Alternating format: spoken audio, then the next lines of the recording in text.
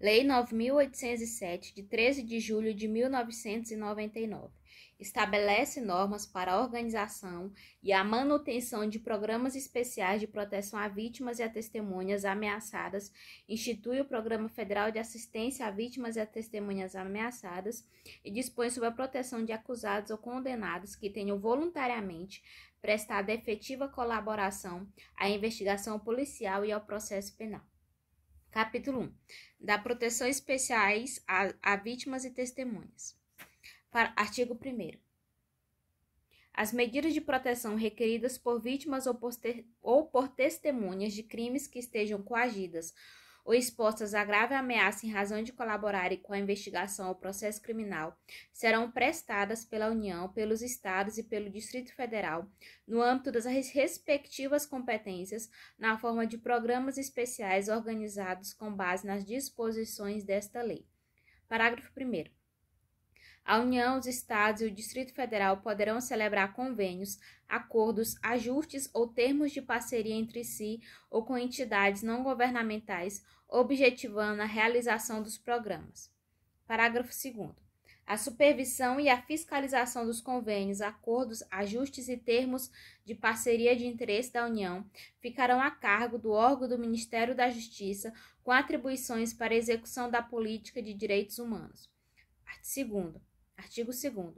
A proteção concedida pelos programas e as medidas delas decorrentes levarão em conta a gravidade da coação ou da ameaça à integridade física ou psicológica, a dificuldade de preveni-las ou reprimi-las pelos meios convencionais e a sua importância para a produção da prova.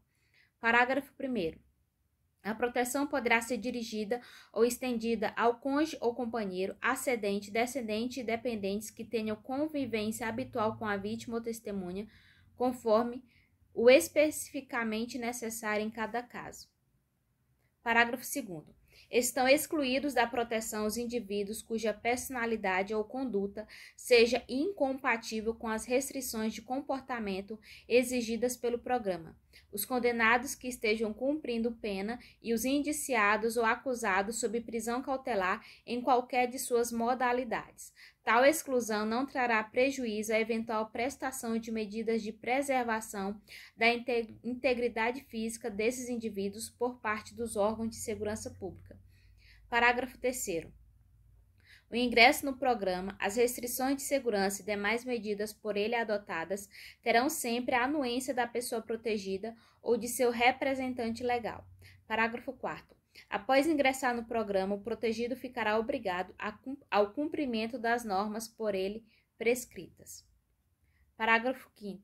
As medidas e providências relacionadas com os programas serão adotadas, executadas e mantidas em sigilo pelos protegidos e pelos agentes envolvidos em sua execução. Artigo 3º.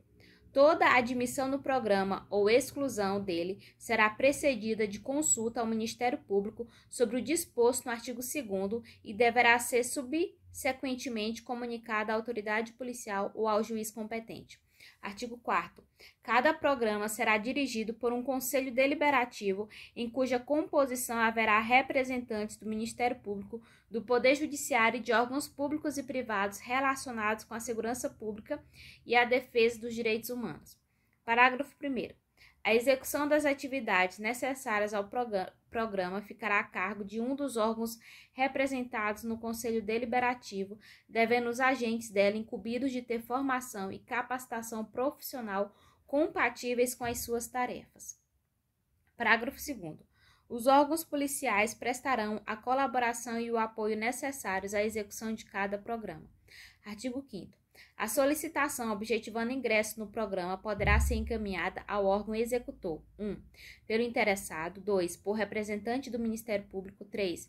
Pela autoridade policial que conduz a investigação criminal; 4. Pelo juiz competente para a instrução do processo criminal; 5. Por órgãos públicos e entidades com atribuições de defesa dos direitos humanos. Parágrafo 1º. A solicitação será instruída com a qualificação da pessoa a ser protegida e com informações sobre a sua vida pregressa, o fato delituoso e a coação ou a ameaça que a motiva. Parágrafo 2º. Para fins de instrução do pedido, o órgão executor poderá solicitar, com a aquiescência do interessado, 1.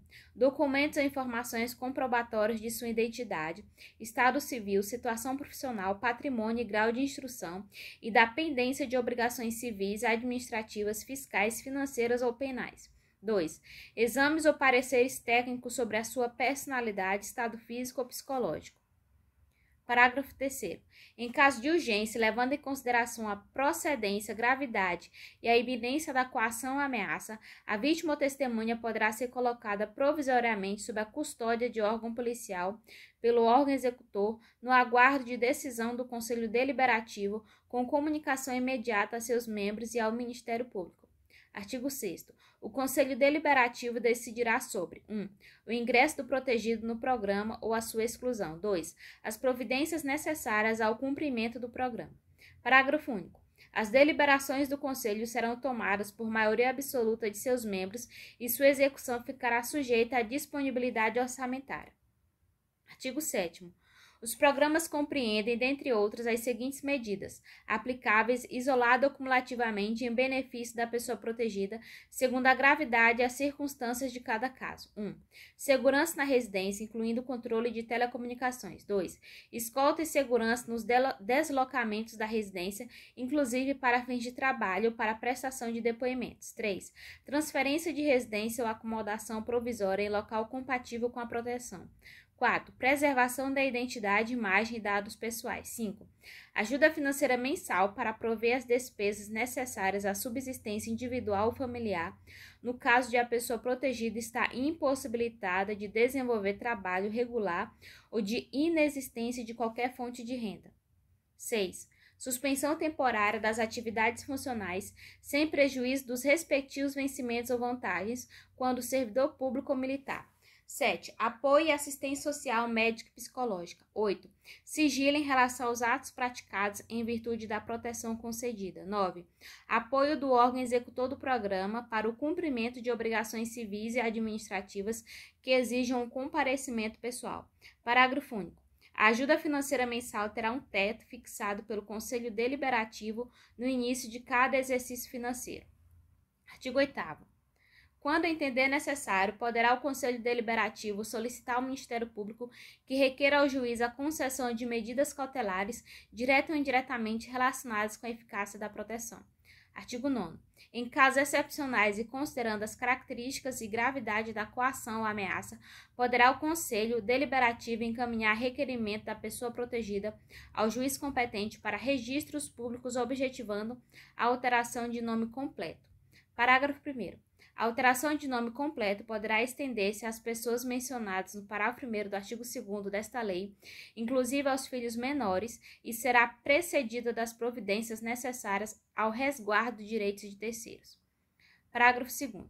O requerimento será sempre fundamentado e o juiz ouvirá previamente o Ministério Público, determinando em seguida que o procedimento tenha rito sumaríssimo e corra em segredo de justiça.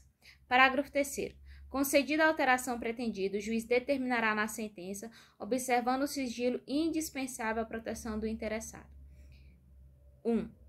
A averbação no registro original de nascimento da menção de que houve alteração de nome completo em conformidade com o estabelecido nesta lei, com expressa referência à sentença autorizatória e ao juiz que a exarou e sem a oposição do nome alterado. 2.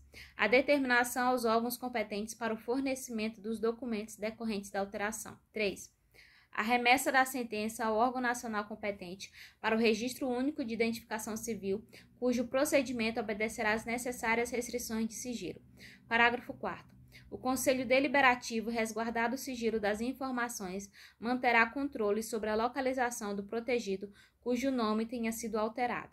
Parágrafo 5º. Cessada a coação ou ameaça que deu causa à alteração, ficará facultado ao protegido solicitar ao juiz competente o retorno à situação anterior com a alteração para o nome original, em petição que será encaminhada pelo Conselho Deliberativo e terá manifestação prévia do Ministério Público. Artigo 10. A exclusão da pessoa protegida de programa de proteção a vítimas e a testemunhas poderá ocorrer a qualquer tempo. 1. Por solicitação do próprio interessado. 2. Por decisão do Conselho Deliberativo em consequência de a. Cessação dos motivos que ensejaram a proteção. b. Conduta incompatível do protegido. Artigo 11. A proteção oferecida pelo programa terá a duração máxima de 2 anos. Parágrafo único. Em circunstâncias excepcionais, perdurando os motivos que autorizam a admissão, a permanência poderá ser prorrogada. Artigo 12. Fica instituído no âmbito do órgão do Ministério da Justiça, com atribuições para a execução da política de direitos humanos, o Programa Federal de Assistência a Vítimas e a Testemunhas Ameaçadas, a ser regulamentado por decreto do Poder Executivo. Capítulo 2. Da proteção aos réus colaboradores. 13.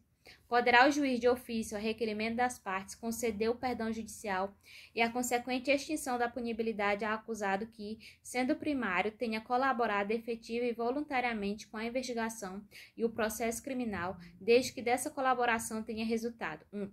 A identificação dos demais coatores ou partícipes da ação criminosa. 2. A localização da vítima com a sua integridade física preservada. 3. A recuperação total ou parcial do produto do crime. Parágrafo único. A concessão do perdão judicial levará em conta a personalidade do beneficiário e a natureza, circunstâncias, gravidade e repercussão social do fato criminoso. 14. O indiciado ou acusado que colaborar voluntariamente com a investigação social e o processo criminal na identificação dos demais coautores ou partícipes do crime, na localização da vítima com vida e na recuperação total ou parcial do produto do crime, no caso de condenação, terá a pena reduzida de 1 a 2/3. 15. Serão aplicadas em benefício do colaborador na prisão ou fora dela medidas especiais de segurança e proteção à sua integridade física, considerando ameaça ou coação eventual ou efetiva. Repetindo. Serão aplicadas em benefício do colaborador na prisão ou fora dela medidas especiais de segurança e proteção à sua integridade física, considerando ameaça ou coação eventual ou efetiva. Parágrafo 1º. Estando sob prisão temporária preventiva em decorrência de flagrante delito, o colaborador será custodiado em dependência separada dos demais presos. Parágrafo 2º.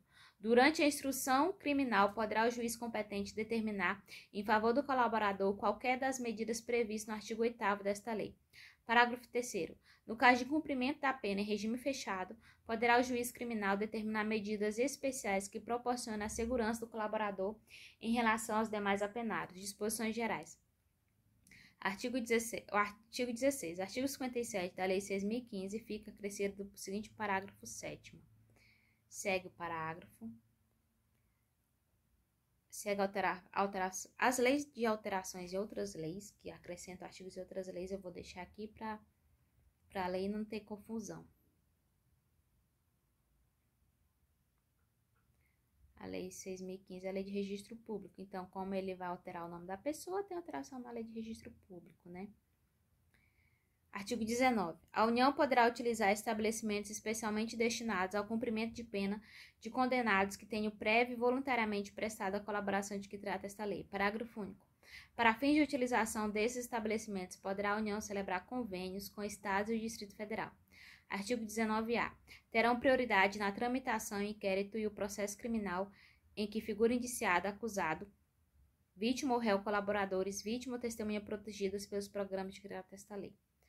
Parágrafo único. Qualquer que seja o rito processual criminal, o juiz, após a citação, tomará antecipadamente o depoimento das pessoas incluídas nos programas de proteção previsto nesta lei, devendo justificar a eventual impossibilidade de fazê-lo, no caso concreto, ou o possível prejuízo que a oitiva antecipada traria para a instrução criminal.